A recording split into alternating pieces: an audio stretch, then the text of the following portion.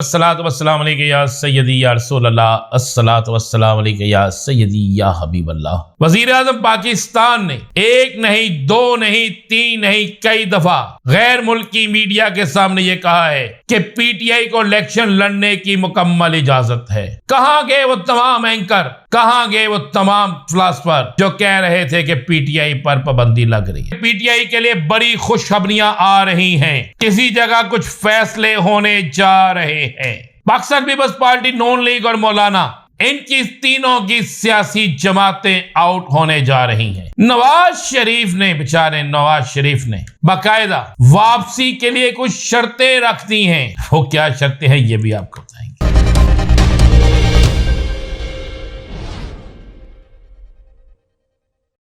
तमाम सुनने वालों को मेरा सलाम। मैं हूं राना अजीम और आप देख रहे हैं राना अजीम ऑफिशियल यूट्यूब चैनल और फेसबुक पेज। याद करें, मैंने कहा था कि वक्त तब्दील होने वाला है।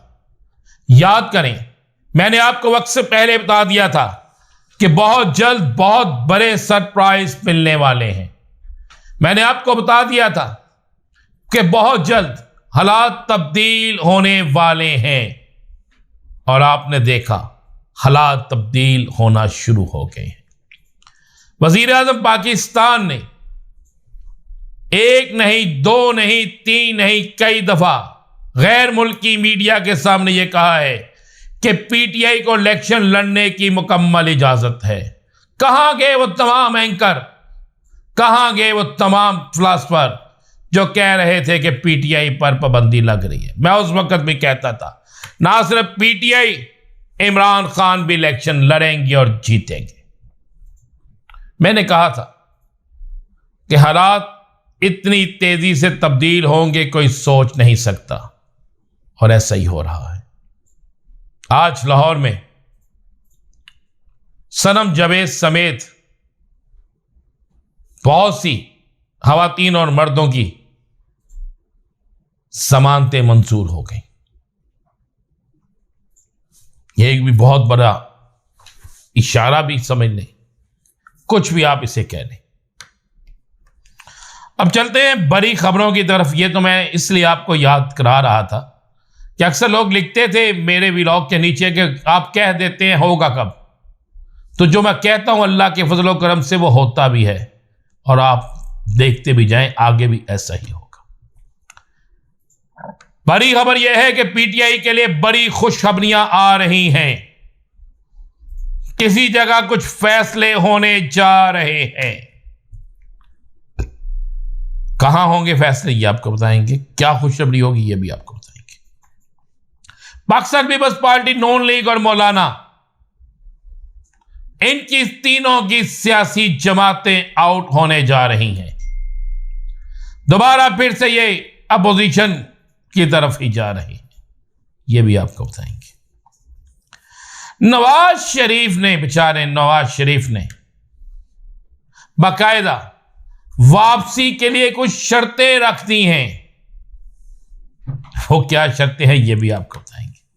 सबसे पहले बात करते हैं पाकिस्तान में सियासी बदलते हालात के हवाले से पाकिस्तान तहरीक इंसाफ के लिए बड़े बड़े सरप्राइज आने वाले हैं। एक चीज तो क्लियर हो गई कि तहरीक इंसाफ हर सूरत में इलेक्शन लड़ेगी। दूसरी चीज, इलेक्शन कमीशन ने यह भी वाजे कर दिया कि रात 2 बजे तक रिजल्ट हर सूरत में देना होगा। अगर कोई ऐसी प्रॉब्लम होगी बतानी होगी, यानी वो जो शोर मचा हुआ था कि रिजल्ट 8 दिन बाद, 6 दिन बाद, 5 दिन बाद आएगा, सब चीजें हवा में थी, और मैं उस वक्त भी कहता था ऐसा नहीं होगा। तीसरी चीज, जो एक शोर मचा था कि हर हल्के से शायद पीटीआई अपना उम्मीदवार ना दे, खबर दे रहा हूं, हर हल्के से 3 उम्मीदवार पीटीआई के होंगे। 2 कवरिंग कैंडिडेट और एक वो कैंडिडेट जिसको टिकट दिया जाएगा। अगर उसके खिलाफ कोई केस या उस पर कोई और मामला होता है तो फौरी तौर पर कवरिंग कैंडिडेट मैदान में होगा। मेरे पास तो यह इतला है कि जिस वक्त इलेक्शन का वक्त होगा उस वक्त हालात इतने तब्दील हो चुके होंगे कि पीटीआई का जोर, पीटीआई का शोर और पीटीआई का वोटर ना सिर्फ खुलकर इलेक्शन कैंपेन कर सकेगा बल्कि मुकम्मल तौर पर इलेक्शन लड़ भी सकेंगे। हालात तेजी से बदल रहे हैं, बल्कि हालात बदल चुके हैं। बहुत सी चीजें, ये आपको मैं खबर दे रहा हूं, याद करें मैंने एक दिन पहले व्लॉग में कहा था कि किसी जगह बैठकर कुछ अहम तरीन अफराद कुछ अहम तरीन डिस्कस कर रहे हैं और उसमें ज्यादातर चीज ये है कि इस वक्त जमीनी हकायक के मुताबिक हमें तहरीक इंसाफ और कप्तान की मकबूलियत को मानना पड़ेगा। इतने अरसे में कप्तान की मकबूलियत कम नहीं हुई बल्कि ज्यादा हुई है।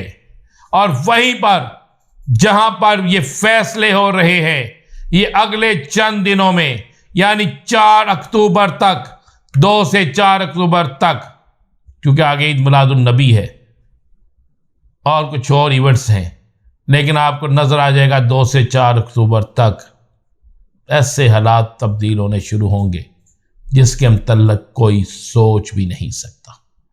और पीटीआई के लिए अब खुशखबरियों का सीजन शुरू होने वाला है।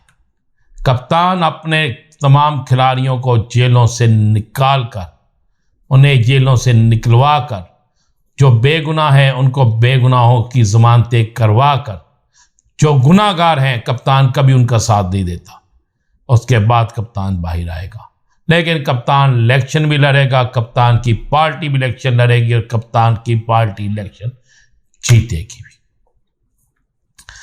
मुस्लिम लीग नून, पीपल्स पार्टी और मौलाना फजल रहमान के मुतालिक वक्त से पहले आपको बता दूं, तीनों सियासी जमातें वफाक में फिर अपोजिशन के अंदर होंगी और नवाज शरीफ पार्लियामेंट के अंदर नहीं होगा। ये खबर दे रहा हूं, नवाज शरीफ पार्लियामेंट के अंदर नहीं होगा। ये तीनों सियासी जमातें अपोजिशन में और नवाज शरीफ पार्लियामेंट के अंदर नहीं होगा।